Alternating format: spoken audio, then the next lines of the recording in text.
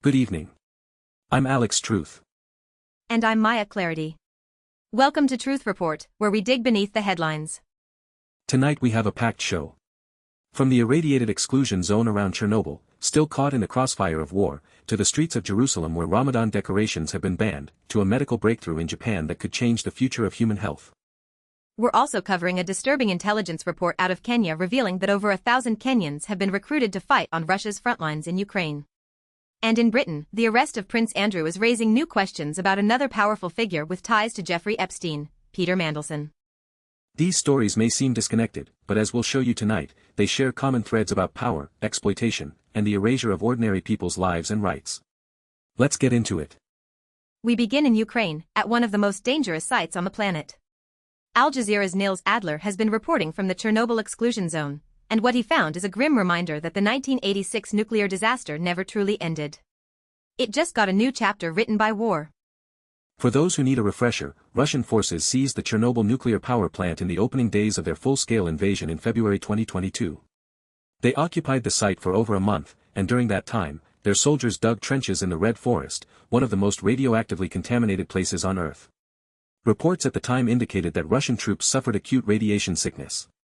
It was a staggering display of either ignorance or disregard for their own soldiers' lives. And while Russian forces eventually withdrew from the Chernobyl zone, the site has never returned to anything resembling normalcy. According to Al Jazeera's reporting, the area remains part of an active war zone. The ongoing conflict has disrupted the critical monitoring and maintenance work that has been continuous since the disaster 40 years ago. We're talking about a site that still contains massive quantities of radioactive material, including the remains of the reactor encased in the new safe confinement structure completed in 2016. Let's be clear about what's at stake here. The Chernobyl site requires constant management. There are spent fuel rods, contaminated water systems, and the sarcophagus itself needs ongoing monitoring. The International Atomic Energy Agency has repeatedly raised alarms about the impact of the conflict on nuclear safety in Ukraine. And it's not just Chernobyl. The Zaporizhzhia nuclear power plant, Europe's largest, has been occupied by Russian forces since March 2022 and has been a flashpoint throughout the war. What Adler's reporting highlights is the human cost at ground level. The workers who maintained Chernobyl, many of whom have spent their careers managing this disaster, are operating under wartime conditions. Supply lines are disrupted. Communication is intermittent. And the psychological toll of working at a nuclear site while a war rages around you is something we can barely imagine. These are people doing some of the most critical safety work on the planet, and they've been essentially abandoned to a conflict zone. And here's the deeper concern. Environmental monitoring in the exclusion zone has been severely compromised. Before the invasion, scientists were tracking how the zone's ecosystem was recovering, studying wildlife populations, and monitoring radiation levels across the landscape. That work has largely stopped. We have limited visibility into what's happening with contamination levels, whether military activity has disturbed radioactive soil, or whether there are new pathways for contamination to spread. The international community has largely moved on from the Chernobyl angle of this war. It was a dramatic headline in February 2022, but 4 years later, the ongoing risks don't generate the same attention. That's a dangerous form of complacency. A radiological incident at Chernobyl wouldn't respect national borders. Contamination from the original disaster reached across Europe. Any new release would pose a transnational threat. What we're seeing is a pattern where war doesn't just destroy lives in the moment. It creates cascading risks that last for generations. Chernobyl was already a multi-generational crisis. Adding armed conflict on top of it multiplies the danger exponentially. And the people bearing that risk are Ukrainian workers and nearby communities who have no say in any of it. It's a story that deserves far more attention than it's getting. Now, let's turn to Jerusalem, where Israeli authorities have taken a step that critics are calling a deliberate provocation. According to Middle East Eye, Israel has banned Ramadan decorations in occupied East Jerusalem. Ramadan begins in late February this year, and for Palestinian residents of Jerusalem, decorating the old city's streets and alleys with lights, lanterns, and crescent moons has been a long-standing tradition. It's a cultural and religious practice that transforms the ancient streets during the holy month. But Israeli police and municipal authorities have reportedly ordered the removal of decorations and are preventing new ones from being put up. Middle East Eye's reporting captures the sentiment of Palestinian residents who describe this as yet another tool of erasure. One of the phrases that stands out in the coverage is the idea of missing the beauty, which speaks to something beyond mere decoration.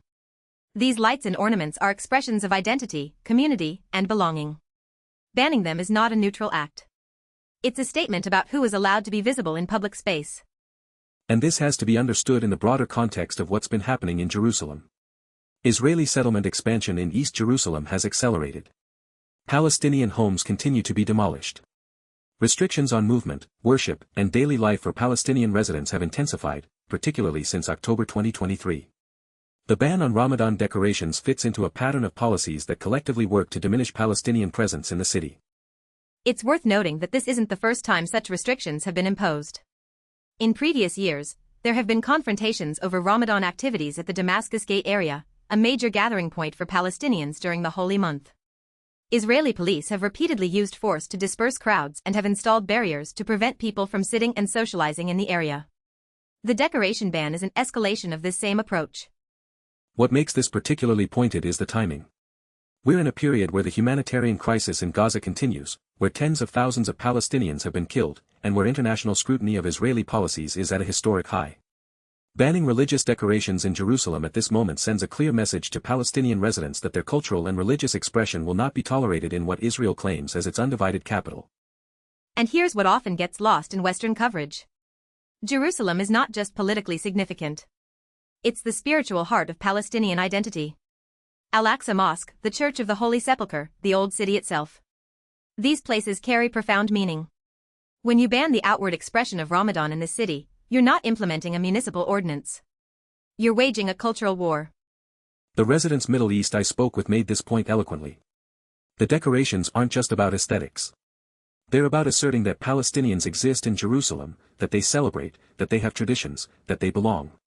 Taking that away is a form of collective punishment that targets identity itself.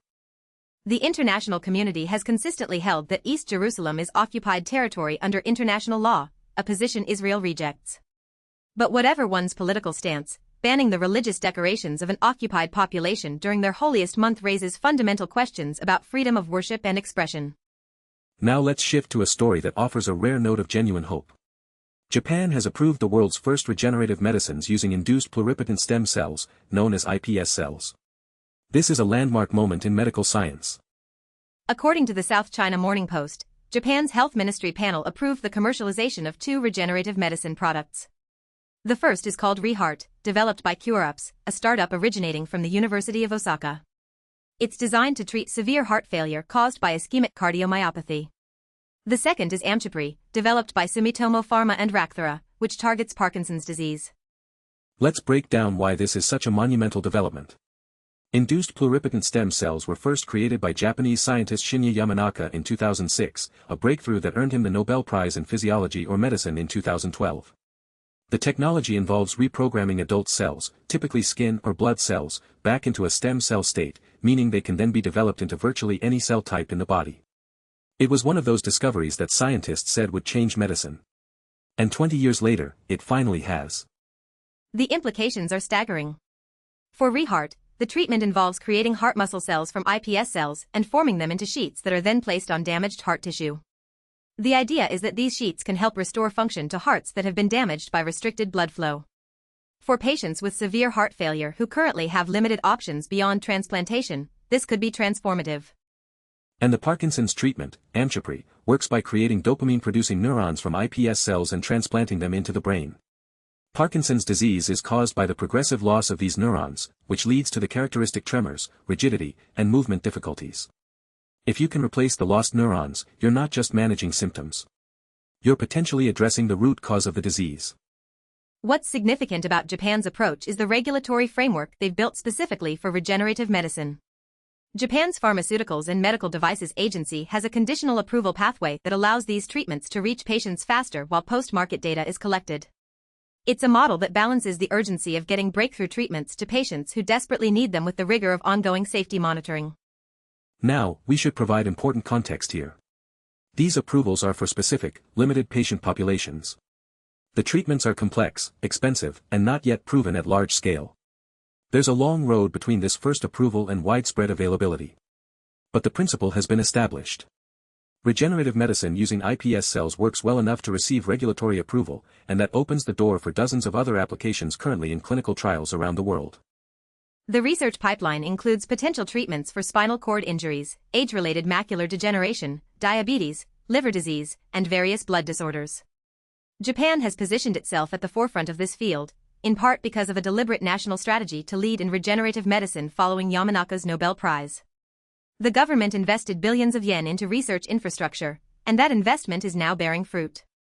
It's a reminder that when governments invest in scientific research with long-term vision, the payoff can be extraordinary. This isn't a story about the private sector alone. It's about public investment in basic science creating the foundation for treatments that could help millions of people. That's a model worth examining closely at a time when research funding is under threat in several major countries. Absolutely. And while we celebrate this breakthrough, it raises important questions about access and equity. Who will be able to afford these treatments? Will they remain exclusive to wealthy nations, or will the technology be shared broadly? These are conversations that need to happen now, before the commercial dynamics solidify. Now we turn to a deeply troubling story out of Kenya. According to The Guardian, an intelligence report presented to Kenya's National Assembly reveals that more than 1,000 Kenyans have been recruited to fight for Russia in its war against Ukraine.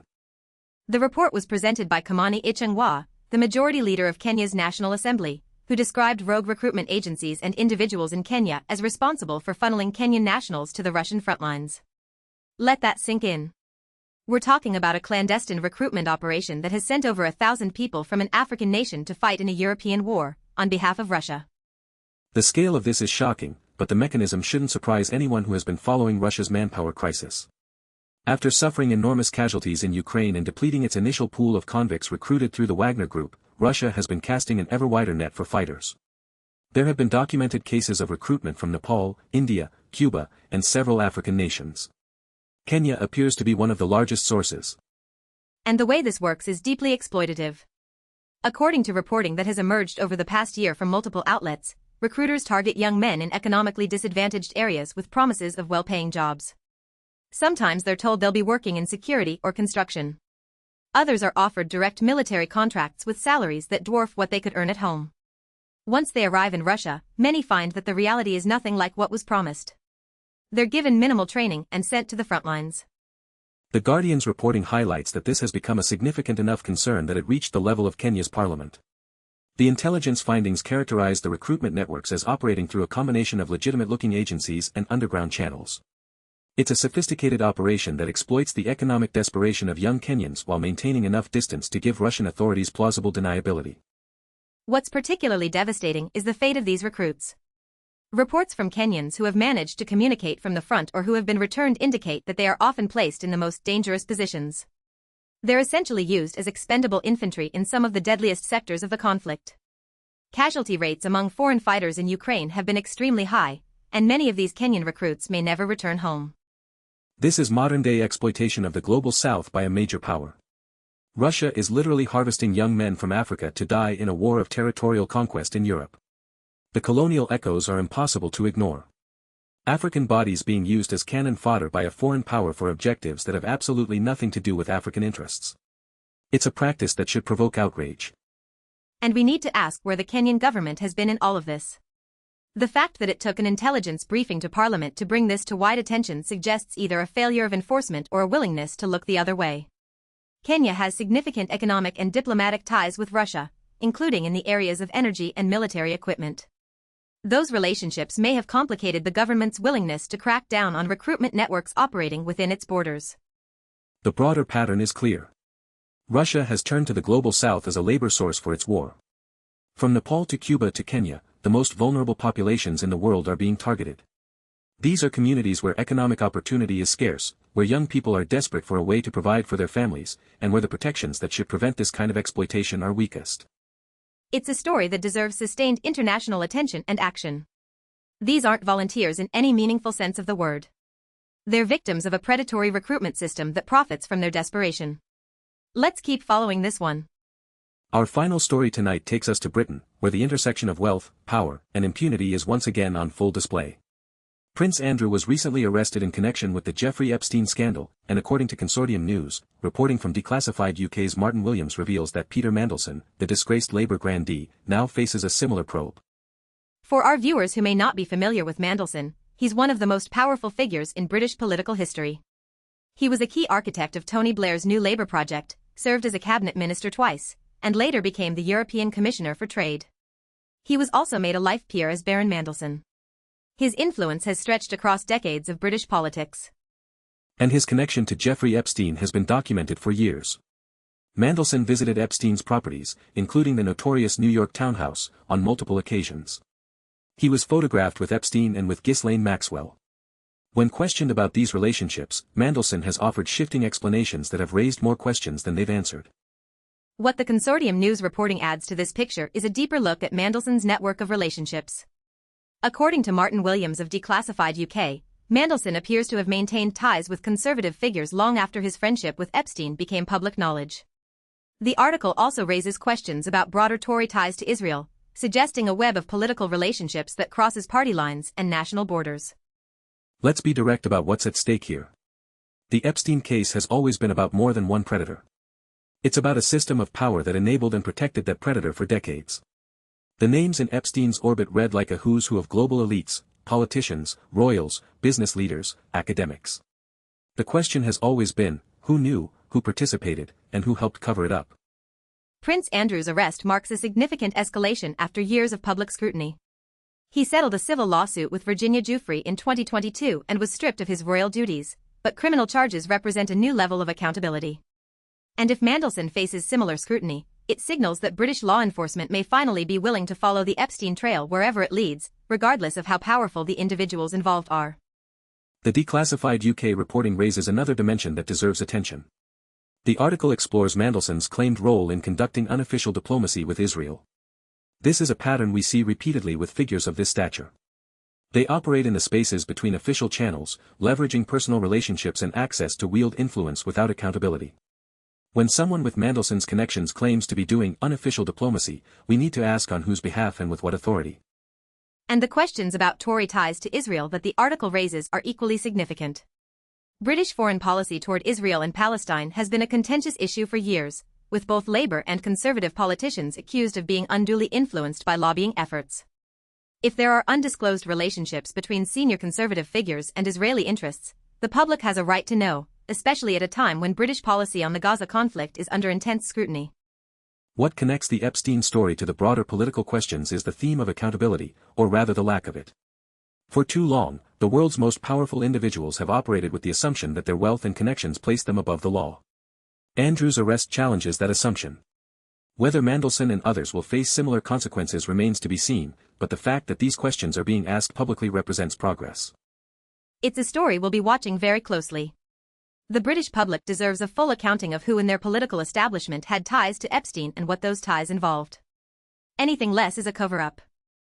Now, Maya, let's step back and look at the bigger picture, because when you lay these 5 stories side by side, a pattern emerges that I think our viewers need to see. You're right, Alex. At first glance, Chernobyl, Jerusalem, Japanese stem cells, Kenyan fighters, and British political scandals seem like completely unrelated stories. But they're all fundamentally about the same thing: who has power, who doesn't, and what happens to ordinary people when powerful institutions prioritize their own interests over human welfare. In Ukraine, Chernobyl's workers are trapped in a war zone because one nation decided its territorial ambitions mattered more than nuclear safety. In Jerusalem, Palestinian residents are being stripped of their cultural expression because an occupying power wants to erase their presence. In Kenya, over 1,000 young men were sent to die in a foreign war because Russia needed bodies and recruitment networks saw profit. And in Britain, the Epstein network reminds us that the most powerful people in the world have long operated by different rules. They socialize with predators, conduct shadow diplomacy, and face consequences only when the pressure becomes impossible to ignore. These aren't isolated failures. They're features of a global system where power insulates itself from accountability. The Japan story is the exception that proves the rule. When a government makes a genuine long-term investment in something that benefits humanity, like stem cell research, the results can be extraordinary. But that requires political will, public funding, and a commitment to the common good. It requires the opposite of what we see in the other stories, where power is used to exploit, erase, and evade. The question for our viewers is whether we're willing to accept this as the permanent state of affairs. Every story we covered tonight involves ordinary people bearing the costs of decisions made by the powerful. Chernobyl workers. Palestinian families. Kenyan recruits. Epstein's victims. They didn't choose these circumstances. They were placed in them by systems designed to benefit others. And that's why journalism matters. Not the press release repeating, access-driven kind, but the kind that follows the money, names names, and refuses to look away.